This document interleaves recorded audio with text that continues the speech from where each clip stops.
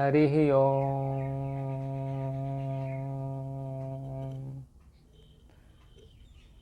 राम राम पुण्यात्माओं। पिछले वीडियो में समाधिपाद के 34वें सूत्र तक पूरा हो गया था। अब समाधिपाद के 35वें सूत्र से आरंभ किया जाता है। 34वें सूत्र में प्रसंग बस चित्त की निर्मलता के 35वें सूत्र में चित्त की निर्मलता के उपाय बतलाकर अब मन को स्थिर करने वाला अन्य साधन बतलाते हैं। मतलब ये साधन बतलाते हैं जिससे मन, साधकों का मन स्थिर होए। अब ये साधन बतलाने जा रहे हैं।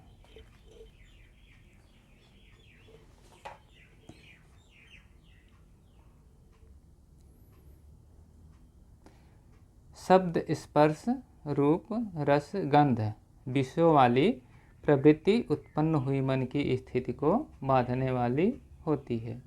इनकी विषयवती व प्रवृत्ति ही उत्पन्ना मनसः स्थिति निबंधिनी। यानी विषयों को, ये जो भी विषय हैं, शब्द, स्पर्श, रूप, रस, गंध, विषयों वाली प्रवृत्ति उत्पन्न हुई मन की स्थिति को बांधने वाली होती है। अब पहले बताते हैं गंध वाली प्रवृत्ति बतलाते हैं। नासिका के अग्रभाग में संयम की दृढ़ता से जो दिव्य गंध का साक्षात्कार होता है उसको गंध प्रवृत्ति तथा गंध संबित कहते हैं।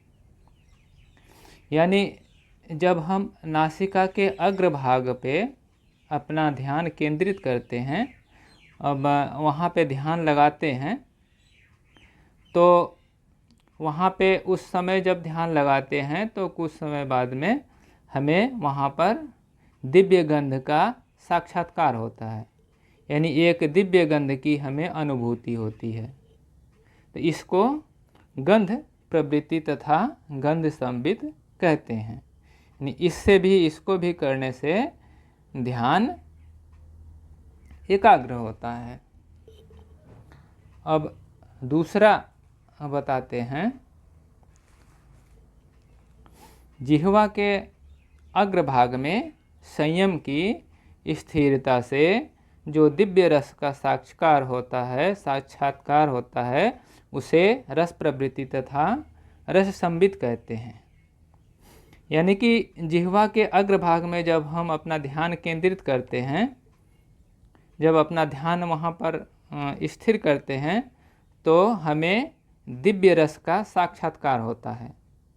इसे रस प्रवृत्ति तथा रस संबित कहते हैं।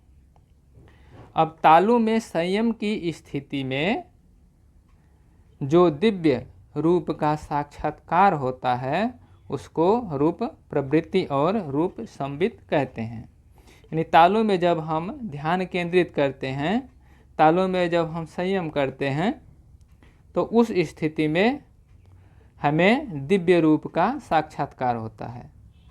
इसको रूप प्रवृत्ति और रूप संबित कहते हैं। इससे भी हमें चित्त को स्थित करने का, इससे भी हमारा चित्त स्थित होता है। अब जिह्वा के मध्य भाग में संयम करने से जो दिव्य स्पर्श का साक्षात्कार होता है उसका नाम स्पर्श प्रवृत्ति और स्पर्श संबित है। यानी कि जिह्वा के मध्य भाग में जब हम अपना ध्यान केंद्रित करते हैं तो हमें दिव्य स्पर्श का साक्षात्कार होता है, तो उसका नाम स्पर्श प्रवृत्ति है। इससे भी हमारा मन स्थित होता है।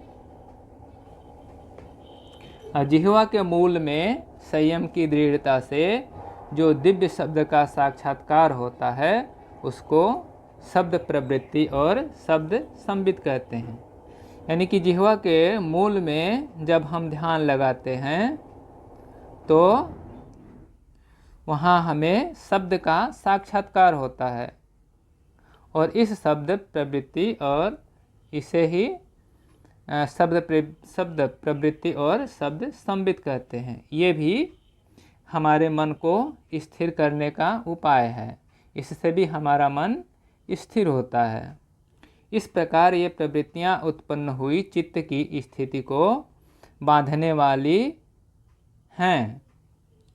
इन सबों को, इन प्रवृत्तियों को उत्पन्न करने से हमारा मन एकाग्र होता है, हमारे चित्त की हमारे चित्त स्थित होता है। इन सब को करने से संशय को नाश करती है, यानी कि जो हमारे मन में शंका सुबह होता है तो इनका जब साक्षात्कार होता है तो हमारे अंदर भी एक विश्वास बढ़ता है कि हाँ, हमारा योग सफल हो रहा है। तो इस तरह से ये संशय का भी नाश करती है और समाधि प्रज्ञा की उत्पत्ति में द्वार रूप होती है। चंद्र, सूर्य, नक्षत्र, मणि, प्रदीप, रत्न प्रभादि में चित्त के संयम से जो इनका साक्षात्कार होता है वह भी विषयवती प्रवृत्ति ही जाननी चाहिए। यानी कि हम चंद्र, इसी तरह से हम चंद्र में, सूर्य में, नक्षत्र में, मणि में, प्रदीप में, रत्न में, ज्योति में भी अपने चित्त को संयम कर सकते हैं। तो इससे जो साक्षात्कार होता है वह भी विषयवती प्रवृत्ति ही जाननी चाहिए। और भाष्यकार लिखते हैं कि यद्यपि शास्त्र, अनुमान और आचार्य के उपदेश से संयम सम्यक जाना हुआ अर्थ यथार्थ ही होता है, क्योंकि शास्त्र और आचार्य यथार्थ अर्थ के प्रतिपादन में समर्थ होते हैं। तथापि शास्त्रों और आचार्यों से उपदेश किए हुए पदार्थों में जब तक किसी एक सूक्ष्म पदार्थ का साक्षात्कार नहीं होता तब तक कैवल्य पर्यंत सूक्ष्म और सूक्ष्मतम पदार्थों में दृढ़ विश्वास नहीं होता। इसलिए शास्त्र, अनुमान और आचार्य के उपदेश में दृढ़ विश्वास उत्पन्न करने के लिए किसी एक सूक्ष्म, व्यवहित अथवा विप्रकृष्ट पदार्थ का साक्षात्कार संयम की दृढ़ता के लिए अवश्य करना चाहिए। यानी कि बता रहे हैं कि हमें इन विषयों में जो यहाँ पर जिक्र आया है, इनमें किसी में भी एक को भली भांति से हमें इसका साक्षात कर लेना चाहिए। इनमें अच्छे से संयम करके, अच्छे से मन को एकाग्र करके और इसका साक्षात कर लेना चाहिए। तो इससे क्या होता है कि हमारा विश्वास दृढ़ होता है। ऐसे तो शास्त्रों और आचार्यों के उपदेश तो मान्य है ही, यथार्थ है ही, इनमें तो कोई दो राय नहीं है। फिर भी लिखते हैं कि स्वयं इसका साक्षात करना चाहिए। साक्षात करने से हमारा विश्वास और इनमें अडिग होता है और विश्वास दृढ़ होता है और हमारा ध्यान भी एकाग्र होता है। जब शास्त्रादि उपदिष्ट अर्थ का एक देश में जिज्ञासु को प्रत्यक्ष हो जाता है, तब कैवल्य पर्यंत जितने सूक्ष्म विषय हैं उन सब में उसका श्रद्धापूर्वक दृढ़ विश्वास हो जाता है। इसलिए इन विषयवती प्रवृत्तियों का निरूपण किया गया है, जिनका शीघ्र साक्षात्कार हो जाता है। लिखते हैं कि जब शास्त्रादि उपदिष्ट अर्थ का एक देश में जिज्ञासु को प्रत्यक्ष हो जाता है, यानी जो ये जितने भी बताए हुए साधन हैं तो किसी में भी एक में भी अगर इनका प्रत्यक्ष हो जाता है तो हमें कैवल्य पर्यंत जितने भी सूक्ष्म विषय हैं उन सब में श्रद्धा बढ़ जाता है और दृढ़ विश्वास हो जाता है। इसलिए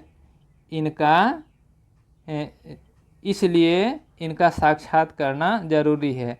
इनमें से किसी का भी साक्षात्कार अवश्य कर लेना चाहिए, जो कि सरल भी हैं और जल्दी से इनका साक्षात्कार हो भी जाता है। तो मित्रों, ये तो मेरा भी खुद का स्वयं का भी एक अनुभव है। इसमें मैंने भी ये जो गंधवती है, गंधवती का हमने अथवा जो आया है नासिका के अग्रभाग में संयम की दृढ़ता से जो दिव्य गंध का साक्षात्कार होता है उसको गंध प्रवृत्ति तथा गंध संबित कहते हैं। तो इसका हमने अपने एक बार ध्यान लगाकर अपने नासिका के अग्रभाग पर संयम किया था, यानी ध्यान किया था। तो ध्यान करते करते लगभग 10 मिनट के आसपास हुए होंगे। तो उस समय हमें एक दिव्य गंध की अनुभूति हुई और वो अनुभूति ऐसी थी जैसे चमेली का फूल होता है, चमेली के फूल से कुछ मिलता जुलता सा गंध था और बहुत ही दिव्य सुगंध था। और वो जैसे ही सुगंध वो आया कुछ क्षण के लिए, मतलब वो आया सुगंध, और सुगंध आते ही क्या हुआ कि हमारा ध्यान जो है सुगंध की तरफ चला गया। नासिका के अग्रभाग से हट करके जब सुगंध प्रकट हुई तो वो सुगंध की तरफ चला गया मेरा ध्यान। तो जब सुगंध की तरफ चला गया तो ध्यान तो टूट गया। ध्यान टूटने के वजह से वो जो है सुगंध, जो दिव्य गंध था, वो गायब हो गया। किंतु ये मेरा प्रत्यक्ष अनुभव है, ऐसा मैंने किया था, ऐसा मैंने पाया है। ये तो प्रत्यक्ष मेरा भी अनुभव है। तो ये भी इस तरह से हमें जब हम इनको करते हैं, इनका साक्षात्कार करते हैं, तो हमारे अंदर ये पूरा दृढ़ विश्वास हो जाता है अपने शास्त्रों के ऊपर कि नहीं, ये जो हमारे शास्त्र में लिखे हैं ये सभी सत्य हैं, और जो हमारे आचार्य जो पहले जो कह आए हैं वो सभी सत्य हैं। एक एक बात सत्य है और इन पे हमारा दृढ़ विश्वास बनता है और हमारा श्रद्धा और ज़्यादा इन पे होता है, और इस तरह से हमारा कार्य और सरल हो जाता है। जब पूर्ण श्रद्धा हो जाती है हमारे अंदर इनके प्रति तो हमारा काम और भी सरल हो जाता है। इस तरह से इनका साक्षात्कार करना बहुत ज़रूरी है, और इस तरह से हमारा ध्यान भी एकाग्र करने में ये साधन है। तो हमारा ध्यान भी एकाग्र होता है, और जब तक हमारा ध्यान एकाग्र नहीं होगा तब तक हमें किसी भी प्रकार की कोई सिद्धि नहीं होगी।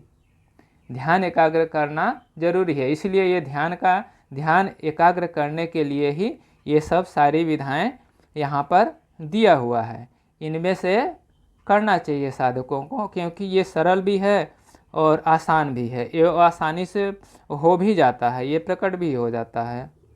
लेकिन एक बात है मित्रों, इसका ध्यान देना चाहिए। जैसे अगर हर कोई चाहे कि हम साक्षात्कार कर लेते हैं तो उसको पहले यम नियम इनका पालन करना पड़ता है।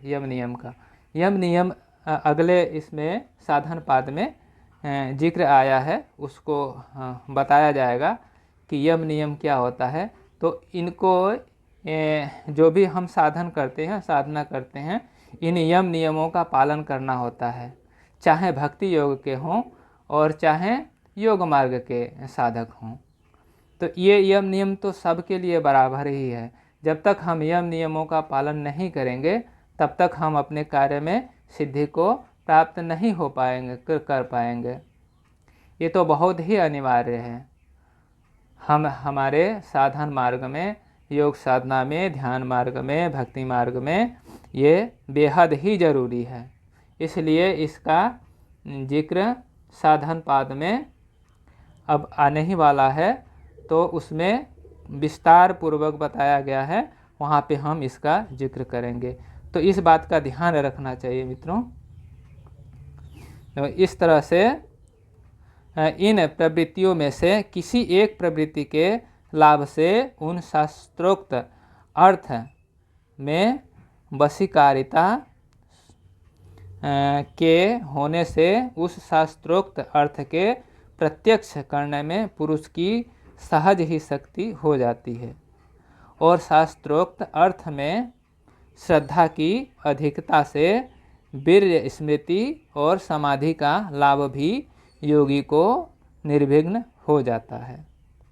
अतः विश्वास और श्रद्धा के लिए तथा चित्त की स्थिति के लिए पहले इन विषयवती प्रवृत्तियों में से किसी एक का संपादन करना चाहिए। तब ये 35वां सूत्र यहाँ पे समाप्त होता है मित्रों, 35वां सूत्र। और अब 36वां सूत्र आरंभ होगा। तो इसमें भी 36वें सूत्र में भी चित्त के स्थिति का उपाय बतलाते हैं, यानी कि चित्त को, मन को स्थिर करने का, ध्यान को एकाग्र करने का उपाय यहाँ भी बताया गया है 36वें सूत्र में। चित्त स्थिति का विषयों का ज्योतिषमती प्रवृत्ति, तीसरा उपाय अगले सूत्र में बतलाते हैं। विशोका व ज्योतिषमती यानी अथवा शोक रहित प्रकाश वाली प्रवृत्ति उत्पन्न हुई मन की स्थिति को बांधने वाली होती है।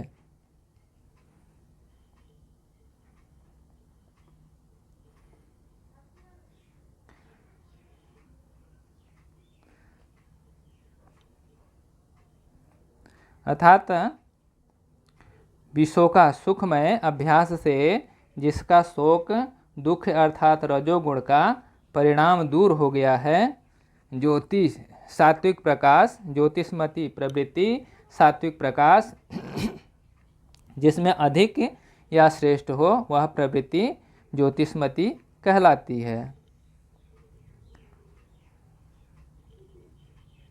जिस प्रकार पहले विषयवती प्रवृत्ति उत्पन्न हुई मन को स्थिर कर देती है, वैसे ही विशोका ज्योतिषमती नाम की प्रवृत्ति भी उत्पन्न होकर चित्त को स्थित कर देती है।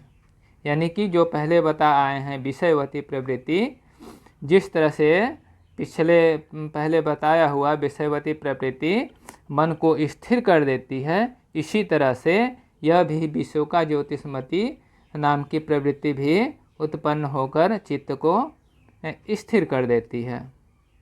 जैसे विषयवती प्रवृत्ति के नासिका अग्रभाग, जिह्वा अग्रभाग आदि 5 विशेष स्थान हैं जहाँ मन को स्थिर किया जाता है, वैसे ही विशोका ज्योतिषमती प्रवृत्ति के भी सुषुम्ना नाड़ी में विद्यमान मणिपूरक, अनाहत, आज्ञा आदि 7 पद्म यानी 7 चक्र जहाँ विशेष स्थान है जहाँ चित्त को स्थिर करना होता है। तो यहाँ भी अगर हम चित्त को स्थिर करते हैं तो ये भी मन को स्थिर करने में सहायक होती है, ये भी मन को स्थिर कर देता है। भाष्यकारों ने इन चक्रों में से हृदय कमल अर्थात अनाहत चक्र में मन को स्थिर करने का वर्णन इस प्रकार किया है। हृदय कमल में धारणा करने से योगी को जो बुद्धि संबित होती है, बुद्धि सत्व भास्वर आकाश सदृश है, उसमें स्थिति की दृढ़ता से प्रवृत्ति सूर्य, चंद्र, मणि और प्रभा रूपाकार से विकल्पित होता है। यानी कि हृदय कमल का जो चक्र है उसमें धारणा करने से, उसमें संयम करने से क्या होता है, मन की उसमें जब मन स्थिर हो जाता है, जब मन स्थित हो जाता है तो हमें सूर्य के प्रकाश के जैसे, सूर्य जैसे और चंद्र के प्रकाश जैसे और मणि के प्रकाश जैसे और सूर्य के जो प्रभा होती है सूर्य की, उसके अनुरूप हमें साक्षात्कार होता है वहाँ पे संयम करने से। इसी भांति अस्मिता में समापन्न चित्त निस्तरंग समुद्र के समान सदृश शांत अनंत और अस्मिता मात्र होता है, जिसमें कि यह कहा है उस अणु मात्र आत्मा को जानकर अस्मि हूँ इतना ही जानता है। यानी कि अस्मिता में चित्त निस्तरंग हो जाता है, निस्तरंग हो जाता है, यानी कि उसमें किसी प्रकार का विचार उसमें नहीं आते हैं, बिल्कुल शांत समुद्र के समान हो जाता है। और उसमें जब साक्षात्कार होता है उसका, तो उसमें आत्मा को जाना जाता है। आत्मा में सिर्फ इतना ही समझ पाते हैं कि हूँ, सिर्फ हूँ का ही उसमें भाव रहता है, यानी कि सिर्फ अपने होने का ही उसमें भान होता है, इसके अतिरिक्त और कुछ नहीं होता। यह दो प्रकार की विषयों का विषयवती और अस्मिता मात्र प्रवृत्ति ज्योतिषमती कहलाती है, जिससे योगी का चित्त स्थिर होता है। भाव यह है कि नाभि के ऊपर हृदय देश में जो हृदय पद्म है, यानी कि हृदय चक्र है, यद्यपि वह मुख नीचे की ओर नालिका के ऊपर की ओर होने से अधोमुख है, यानी उल्टा है, तथापि प्रथम रेचक प्राणायाम के अभ्यास द्वारा वह ऊर्ध्वमुख और प्रफुल्लित किया जाता है। उस ऊर्ध्वमुख प्रफुल्लित पद्म के मध्य में ओम है, उसका साक्षात्कार सूर्यमंडल और जागृत स्थान है। उसके ऊपर उकार यानी आकार, यानी उस ऊर्ध्वमुख प्रफुल्लित पद्म के मध्य में ओम है, उसका आकार सूर्यमंडल और जागृत स्थान है। उसके ऊपर उकार चंद्रमंडल और स्वप्न स्थान है। उसके ऊपर मकार यानी वह्निमंडल और सुषुप्ति स्थान है। उसके ऊपर आकाश स्वरूप ब्रह्मनाद तथा अर्ध मात्र तुरीय स्थान है। उस कमल की कर्णिकाओं में स्थित जो ऊर्ध्वमुखी सुषुम्ना नाड़ी है, उसको ब्रह्मनाड़ी भी कहते हैं, अथवा उसके बीच में उससे भी सूक्ष्म एक और नाड़ी है जो ब्रह्मनाड़ी कहलाती है। यह नाड़ी आंतरिक सूर्यादि मंडलों के बीच से होकर मूर्धा पर्यंत चली गई है, इसलिए यह नाड़ी बाह्य सूर्यादि मंडलों से भी संबद्ध है। यही चित्त का निवास स्थान है। जब योगी उसमें बुद्धि विषयक संयम करता है, तब वह सात्विक ज्योति स्वरूप आकाश तुल्य भासता हुआ चित्त कभी सूर्य, कभी चंद्र, कभी नक्षत्र, कभी मणि प्रभा आदि रूप की आकृति वाला भान होता है। जैसे हमने पहले बताए हैं, सूर्य, चंद्र, मणि और प्रभा जैसा साक्षात्कार होता है, उस तरह का भान होता है। फिर उस बुद्धि सत्व का साक्षात्कार होता है। यह ज्योति स्वरूप बुद्धि सत्व का साक्षात्कार ज्योतिष्मती प्रवृत्ति पद का वाच्य है। मतलब इसे ही ज्योतिष्मती प्रवृत्ति कहा गया है। इसमें पूर्वोक्त सूर्यादि अनेक विषय रहते हैं, इसलिए यह भी विषयवती है। इसको भी विषयवती के समान ही माना गया है। और सत्वगुण प्रधान होने से यह वृत्ति रजोगुण तमोगुण से रहित है, इसलिए विषुका कहलाती है। यानी कि ये जो वृत्ति है ये सत्वगुण प्रधान होता है, इसमें रजोगुण और तमोगुण नहीं होता है। जब रजोगुण और जब तमोगुण नहीं होता है तो इसलिए इसमें शोक बिल्कुल भी नहीं होता है, यानी विशोका कहलाती है। इसलिए एकदम बिल्कुल शांत होता है मन। जैसे समुद्र शांत समुद्र होता है, इसी तरह शांत समुद्र की भांति बिल्कुल शांत होता है, इसलिए इसको विशोका कहते हैं, इसलिए विशोका कहलाती है। इसी प्रकार अस्मिता में धारणा किया हुआ चित्त जब निस्तरंग समुद्र के तुल्य शांत और अनंत होकर सत्व प्रधान हो जाता है, तब उस चित्त की दशा को अस्मिता मात्र ज्योतिष्मती कहते हैं। इसी को ज्योतिष्मती कहा गया है। इसी अस्मिता के विषय में पंचशिखाचार्य का निम्नलिखित सूत्र भी बताते हैं पंचशिखाचार्य का।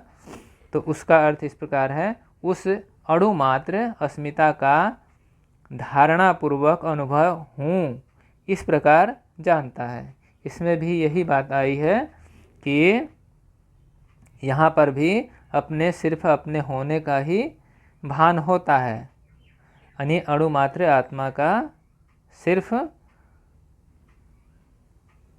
अपने हूँ इस तरह का भान होता है, मतलब सिर्फ अपने होने का ही भान होता है इसमें।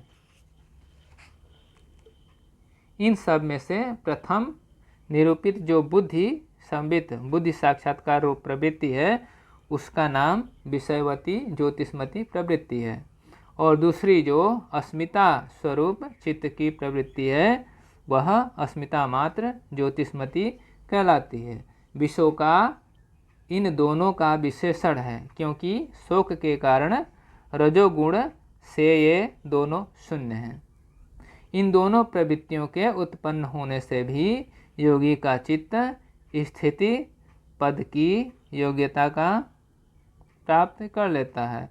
यानी कि जब ये प्रवृत्ति जब उत्पन्न हो जाते हैं तो योगी का चित्त स्थिर हो जाता है, शांत हो जाता है, स्थिर हो जाता है। उसमें किसी भी प्रकार का कोई भी विषय नाम मात्र का भी नहीं रह जाता, इसलिए चित्त एकदम स्थित हो जाता है। अब यहाँ पर 36वां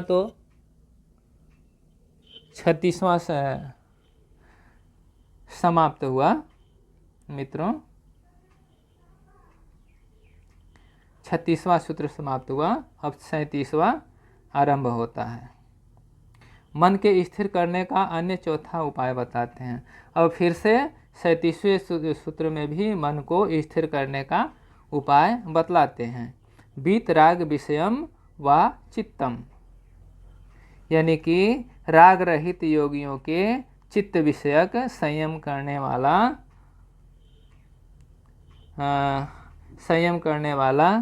व अथवा चित्त मन की स्थिति को बांधने वाला होता है, अथवा राग रहित योगी गण के चित्त विषयक संयम करने वाला चित्त मन की स्थिति को बांधने वाला होता है, मन की स्थिति को बांधने वाला होता है।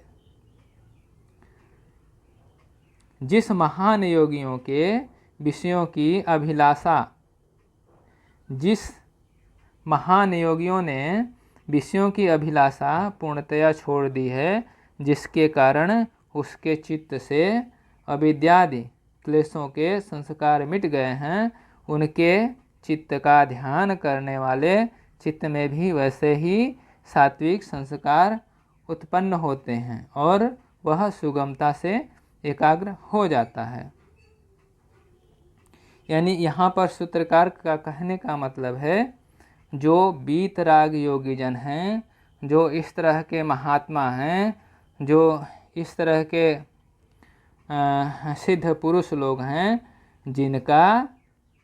जिनका जो है कि विषयों से विषय पूर्ण रूप से उनके नष्ट हो चुके हैं, यानी कि विषयों का उनसे कोई लेना देना नहीं है, यानी कि उनका मन एकदम निर्मल हो गया है, उनका मन निर्विकार हो गया है, उसमें रजोगुण और तजोगुण समाप्त हो गए हैं, सिर्फ उनके अंदर सत्वगुण ही हैं।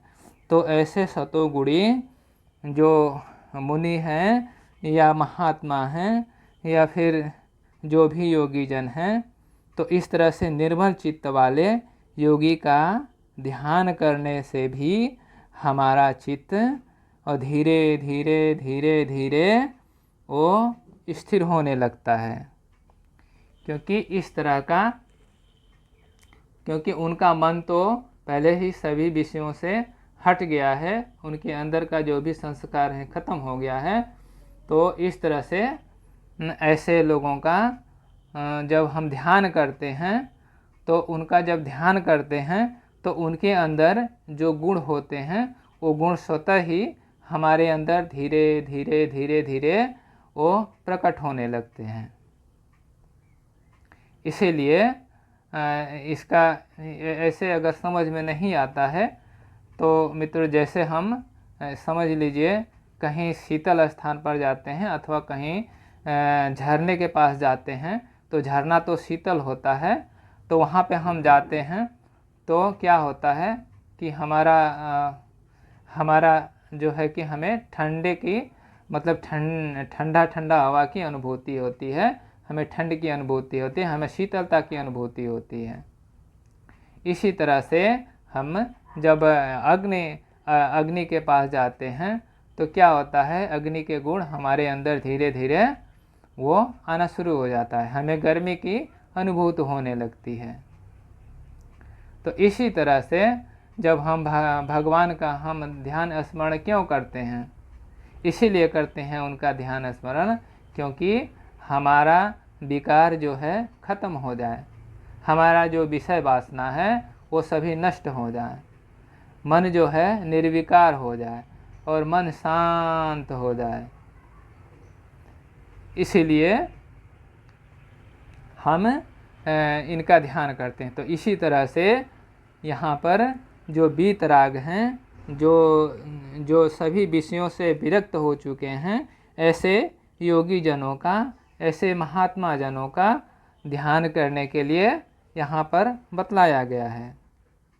तो ऐसे लोगों का जब हम ध्यान करते हैं तो उनके गुण भी हमारे अंदर धीरे धीरे धीरे धीरे वो आने लगते हैं और हमारा मन स्थिर हो जाता है। इसलिए इसको यहाँ पर बतलाया गया है, ये साधन चित्त को स्थित करने के लिए। तो मित्रों, ये हो गया, ये 37वां सूत्र यहाँ पर समाप्त होता है। अब अगले वीडियो में 38वें सूत्र से आरंभ किया जाएगा। तो सभी पुण्य आत्माओं को मेरा राम राम। अब अगले वीडियो में 38वें सूत्र से में मिलते हैं। तब तक के लिए राम राम।